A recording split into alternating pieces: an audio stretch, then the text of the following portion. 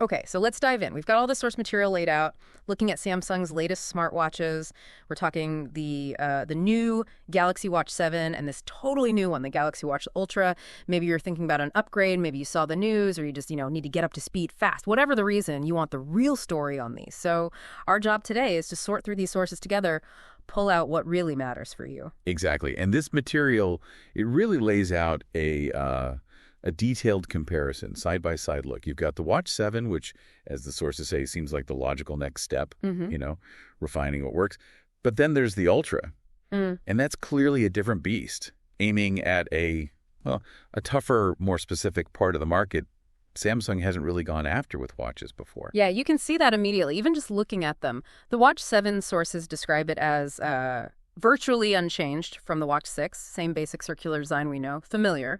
But the Ultra, it's described as a completely new aesthetic for them, more squarish. They call it the cushion case. Right, and one source even mentions it's like some classic mechanical watches with that case shape. It's definitely a statement. A big statement. And that statement carries right over to the price. It's right there in the sources, plain as day. The Ultra costs roughly double the Watch 7. Yeah. That price difference tells you a lot about who it's for and what kind of extras you're paying for. Okay, let's nail down the actual numbers then. Price and availability, that really sets the scene, doesn't it? It does. So both are up for pre-order in the U.S. now, July 10th, and they should be shipping on or before July 24th. Soon. The Galaxy Watch 7, it comes in the usual sizes, right? 40 millimeters and 44 millimeter. That's right. And the pricing for the Watch 7, it starts at $299.99. That's for the smaller 40 millimeter Bluetooth only. The 44 millimeter Bluetooth is $329.99. Okay. And if you want LTE, cellular connection, that adds about $50. So $349.99 for the 40 millimeter LTE and $378.99 for the 44 millimeter LTE. Pretty standard flagship watch prices, really. Right, in that familiar zone. But then the Ultra. Yeah, completely different ballpark, like we said. The Galaxy Watch Ultra, it starts at $649.99. And that's just the Bluetooth version. Wow. If you want LTE on the Ultra, you add another $50. So $699 number. Okay. So yeah, that roughly double comparison holds up pretty well, depending on which models you compare. Okay, let's get into the specs then, side by side, but maybe more about what the differences mean, not just the numbers. Good idea. So I've got that price gap, $299 starting versus $649 starting. Physically, Watch 7 comes in 40 millimeters and 44 millimeter. The sources note it's slim, like 9.7 millimeters thick and pretty light, under 35 grams, designed to be, easy to wear all day. Comfortable. Whereas the Ultra, it's just one size, 47 millimeters, and it's noticeably bigger. The dimensions show it's over 12 millimeters thick. Chunky. Yeah, and much heavier too, 60.5 grams. That's not just a number. You'll feel that weight on your wrist. It's meant to be substantial and, tough. And the materials reflect that toughness, right? Watch 7 is aluminum. Standard stuff. But the Ultra uses grade 4 titanium. And the source highlights that's the highest strength unalloyed titanium out there. Exactly. So built to take a beating, durability is definitely a major selling point here. Okay, talk about durability ratings. Right. The Watch 7 has 5 ATM water resistance. That means it's fine for swimming, splashes, basically everyday water exposure, plus the standard IP68 dust and water rating. Pretty standard. The Ultra, though, it doubles that water resistance to 10 ATM. That's rated for dives down to 100 meters. 100 meters. Yeah, it matches the Apple Watch Ultra 2 in that spec. So serious water sports are definitely in its wheelhouse. Okay, so divers, serious swimmers maybe? The source mentioned something else about extremes. Yeah, it goes beyond water. It mentions the Ultra can handle a wider range of extreme altitudes. Specifically, it's rated to operate from 500 meters below sea level up to 9,000 meters above. Whoa! So cavers and mountaineers? That's niche. Very niche. But if you're in that group, that's a huge feature. Yeah. And the display also leans into that outdoor extreme use case. Well, both watches have nice, sharp AMOLED displays. Both use sapphire glass, which is great for scratch resistance. The larger 44 millimeter Watch 7 and the Ultra both have the same 1.5-inch screen size. Okay. But the Ultra screen can get incredibly bright, up to 3,000 nits peak brightness. 3,000, seriously. That's massive. Anyone who's squinted at their watch outside knows that struggle. Exactly. That's a huge advantage for readability in direct sunlight compared to the Watch 7. Makes sense for an Ultra outdoor watch. What about under the hood? Processor storage. Interesting point here. They both share the same new chip, Samsung's Exynos W1000 processor. Oh, okay. So performance should be similar. Presumably, yeah. Yeah. And both also get a storage bump 32 gigabytes internally now. It's good, up from 16 GB on the Watch 6, right? Yep, double the storage. Good for apps, music, whatever. Connectivity is also pretty much the same across both. Optional LTE, Bluetooth 5.3, dual-band Wi-Fi, NFC for payments. And still Android only. Still Android only, needs Android 11 or higher. No change there. Okay, let's talk sensors. There's this bioactive sensor Samsung uses. Right, both have it. It bundles the heart rate monitor, PPG, the ECG sensor for electrical heart readings, and the blood oxygen sensor. But the sources note this new version promises better accuracy. It includes a new sensor type within it, a bioelectric impedance analysis sensor. BIA. That's for body composition, isn't it? Like muscle mass, body fat. Exactly. It was there before, but maybe improved with this new sensor integration. Lets you track those metrics right from your wrist. Interesting. What other sensors? The usual suspects are there too. Temperature sensor, accelerometer, barometer, gyro, compass, light sensor, all standard stuff. And GPS. Any improvements there? Yes, actually. Both watches apparently feature a dual-frequency GPS antenna. What does that mean for me? The source says it should provide better location tracking, especially in tricky areas like dense forests or cities with tall buildings where GTS signals can get iffy, so potentially more accurate distance and route tracking for runs or hikes. Okay, that sounds useful for anyone who exercises outdoors. Now let's shift focus fully to fitness and wellness. This is where the Ultra is supposed to really stand out, right? For certain users, definitely. I mean, both watches track a lot over 100 exercise types, the source says. So for general fitness, both are pretty comprehensive. But the key difference? The key difference highlighted is that only the Ultra can track complex multi-sport activities like triathlons as a single workout. Ah, okay. So if you swim, then bike, then run, the Ultra understands that's all one event. Exactly. The Watch 7 wouldn't handle that seamless transition within one session. The Ultra is built for that. Gotcha.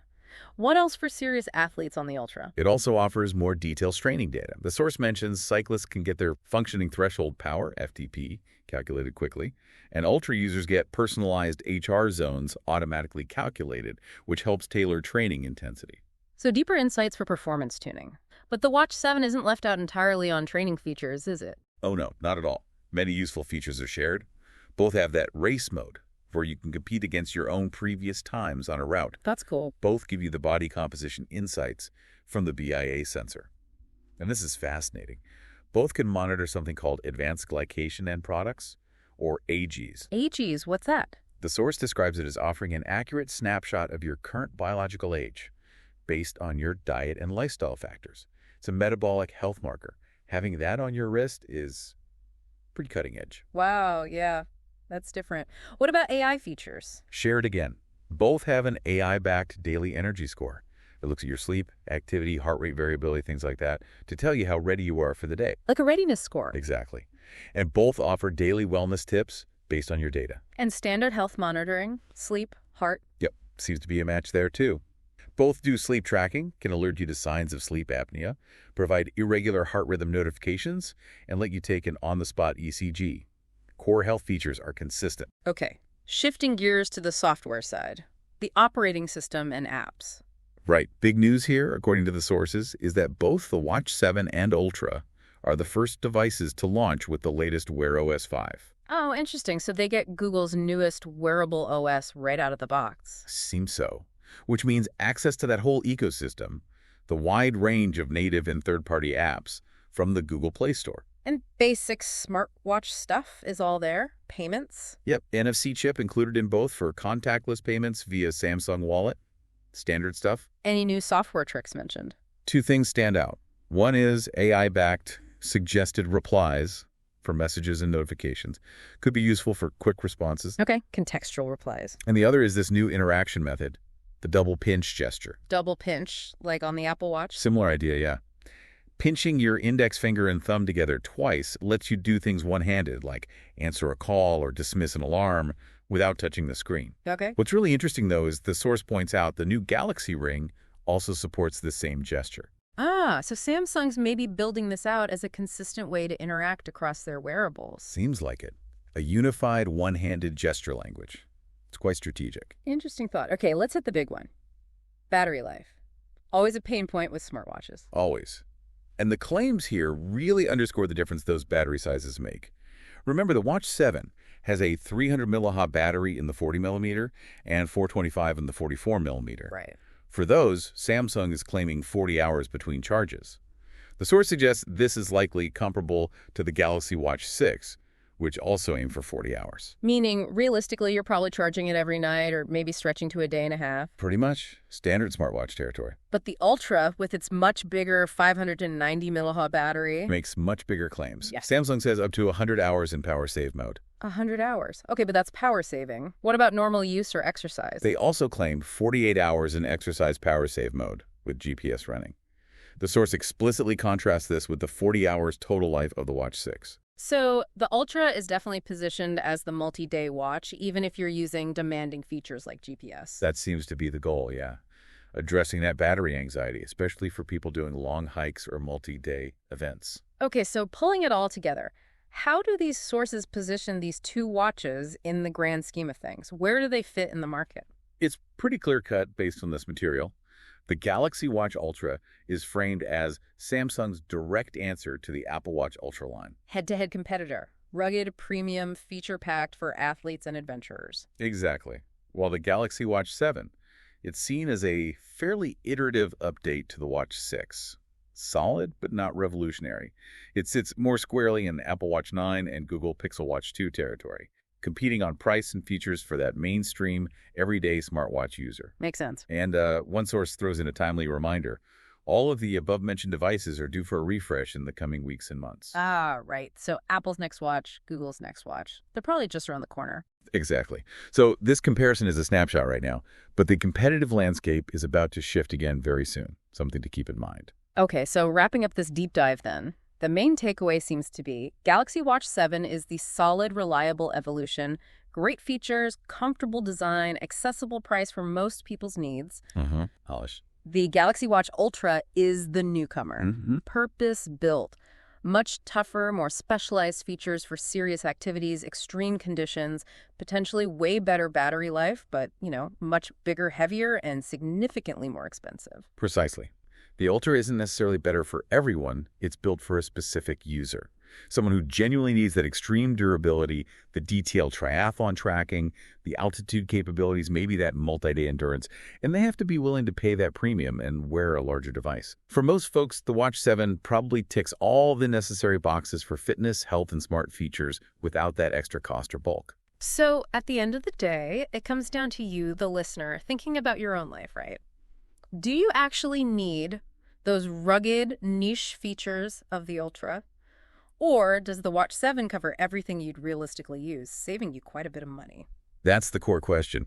Your use case defines which watch makes sense. Definitely. And maybe one last thing to chew on as you think about this. We talked about that double pinch gesture on both watches and the Galaxy Ring. This move towards simple, one-handed, maybe even screen-off interactions. It's happening across the industry. How might that fundamentally change how you actually use a smartwatch day to day, making it more seamless, more integrated, less like a tiny phone on your wrist? Less fiddling, more glanceable info or quick actions. Perhaps. It's an interesting direction for wearables, something to consider as you process all these specs and features. Where is this tech actually heading?